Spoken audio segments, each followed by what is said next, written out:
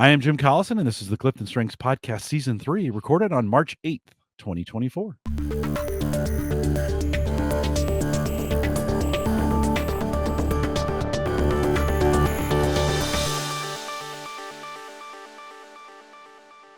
In this CliftonStrengths podcast series, we'll look at how to feel more energized and motivated at work, one theme at a time, and today's theme is responsibility. If you're listening live, you can join us in the chat room. If you're listening after the fact on the podcast or YouTube, you can send us an email with your questions, coaching@gallup.com. Dr. Jaclynn Robinson is our host today. She works as a senior learning and development consultant. Joined me for season 1 and 2 of the CliftonStrengths podcast, where we looked at well-being at work and our CliftonStrengths role-based reports. I just looked up the stats for those. Jaclynn, 500,000 we've done on this CliftonStrengths podcast over time. Pretty great. Welcome back. That's amazing. And thank you, folks out there who are downloading and listening. Yeah. And giving us insights on what to curate. That we couldn't make the downloads happen. So thank you for doing that as well. Well, we are talking about we'll practice some responsibility and get to the topic. We're talking this season about bringing energy to work with your themes. Today we are talking about responsibility. Let's look at the individual first. What are some ways an individual with responsibility can feel more energized by focusing on their basic needs? Oh, yes. So before even getting started on your workday, identify what's mission critical and what's a lesser priority that can be handled either end of day or later in the week. And that pipeline can really keep you honest and accountable and focused on the right priorities. We know you all, those high in responsibility, you say yes to a lot of things, but this is one way to really make sure that you're focused on the right thing.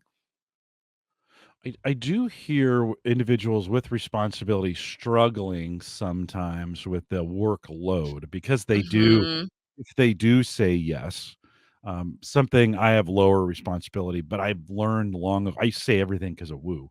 I used to say yes to everything and I was terrible at it. I didn't feel bad. I was just bad at it.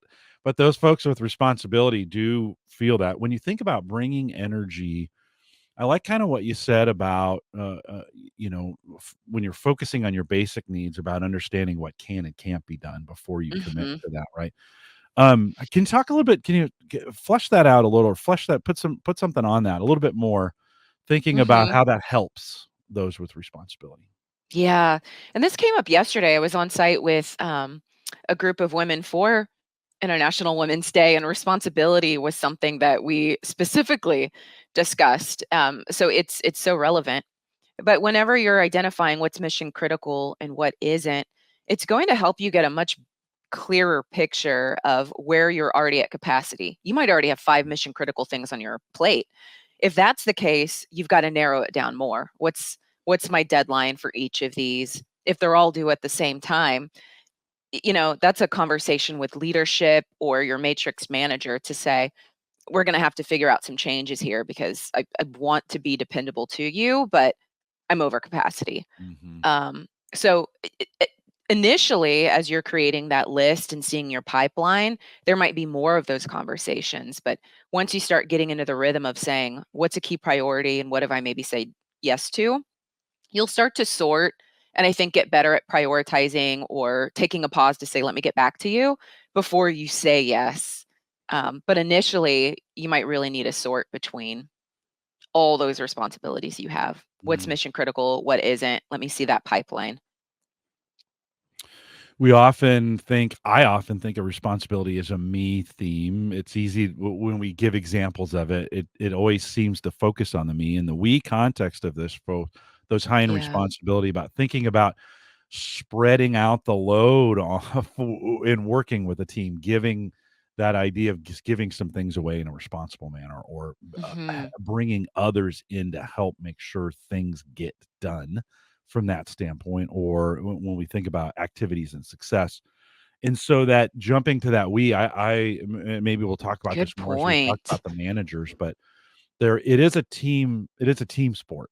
And I think sometimes responsibility can get too focused on the me and that maturity, to just what you said is bringing leadership in or bringing the team in to say, hey, I'm loaded up. How can I give some of this away? And that giving away, while it may feel bad, it's a maturity. It's a It's letting others participate and not keeping it all. Let's talk about how can an individual with responsibility feel more energized by focusing on their individual strengths and development? Going back to the me, because oftentimes you're thinking about we and what can I do for others and Yeah. how can I be dependable to them? I'm thinking more along the lines of identifying a short-term or long-term goal that you've desired to carry out for some time now and just haven't made the time because of commitments you've made to other people. So once you've identified that goal, find an accountability partner to share that goal with who can cheer you on and hold you accountable to the desired outcome that you have for yourself, whether it's skills training, going to a conference, getting in the exercise that you've been wanting to for a while and you've kept Mhm. putting it off because of your workload, whatever it might be. But in talking with a lot of folks high in responsibility, having that accountability partner for their own goals has been very helpful. Mhm. Yeah. Oh, and having that accountability for the intake, Hmm. catching it before it becomes a problem, and not Yeah. handling it on the back end, right? That of, hey, Yes. is Yes. your intake appropriate for what's coming in, for what you're saying yes to, what you're committing to? Yes. Because that commitment is so strong. True. I think also being not feeling the guilt for no. Like that is another one of those areas for responsibility of turning that responsibility inward on themselves to be say, you know what? I am responsible when I say no. Yes does Hmm. not equal best, right? Sometimes. It's Yes. sometimes you have to say, no, I can't be responsible with a yes answer. It needs to be no right now. And Hmm. yes isn't good always good and no isn't always bad, right? I mean, sometimes no can be just as good.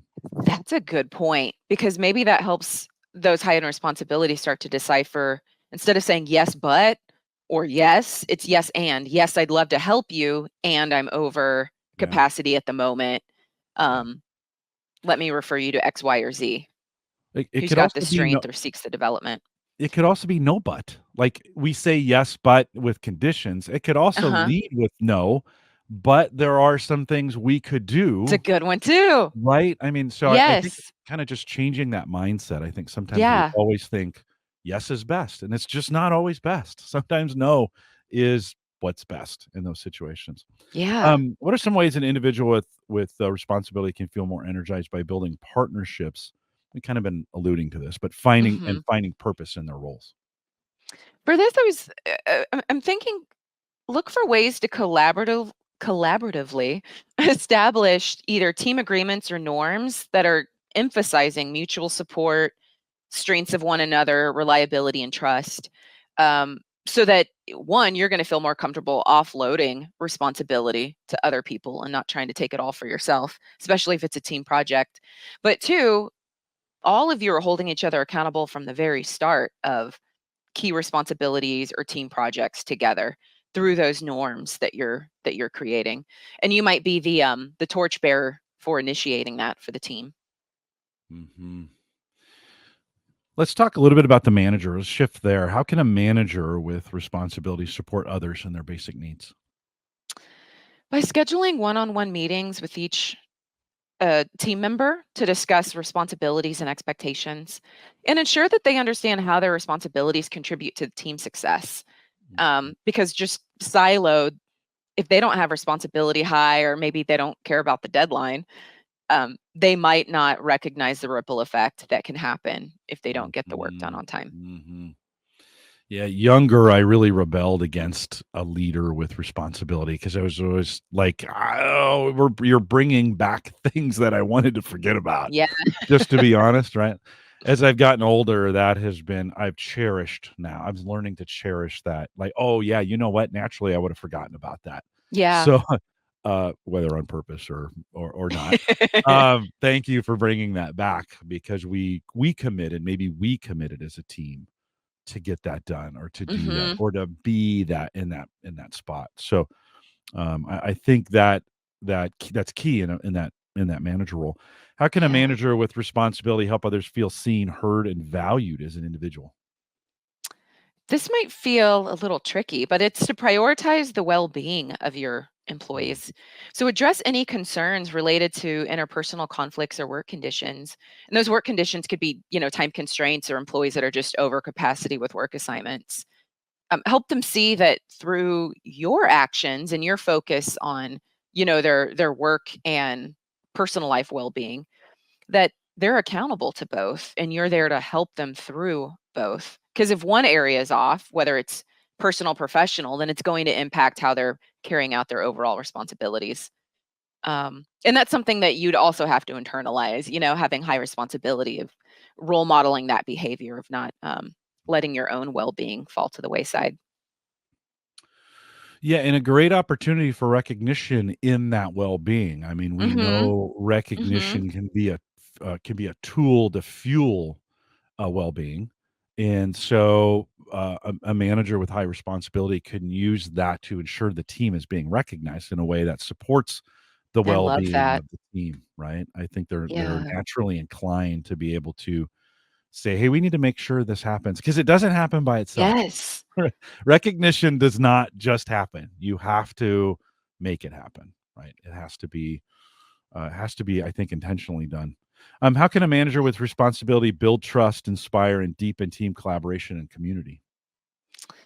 Maybe considering pairing employees with accountability partners or mentors who can provide support for responsibilities or special projects, which also, by happenstance is going to deepen their workplace bonds at the same time.